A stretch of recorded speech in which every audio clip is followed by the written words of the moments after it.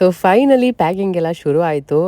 3 months ಮುಂಚೆನೇ ನಾವು train book ಮಾಡಿದ್ವಿ. ಕೂಪ್ ಬರುತ್ತಲ್ಲ ಸಪ್ರೇಟ್ ಎಸಿದು. ಅದು ಇನ್ನಾದರೂ ವೇಟಿಂಗಲ್ಲೇ ತೋರಿಸ್ತಾ ಇತ್ತು. ಎಂಡ್ ಮೂಮೆಂಟಲ್ಲಿ ಇನ್ನೇನು ಹೋಗ್ತಾ ಇದೀವಿ ಅಂದ್ರೂ ವೇಟಿಂಗಲ್ಲಿತ್ತು.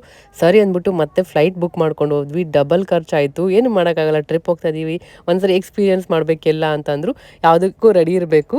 ಸೊ ದುಡ್ಡು ಇವತ್ತಿರುತ್ತೆ ನಾಳೆ ಹೋಗುತ್ತೆ ಅನ್ನೋದೇ ಕಿರಣ್ ಕಾನ್ಸೆಪ್ಟ್. ಸೊ ಎಲ್ಲ ರೆಡಿಯಾಗಿ ಬಂದ್ವಿ.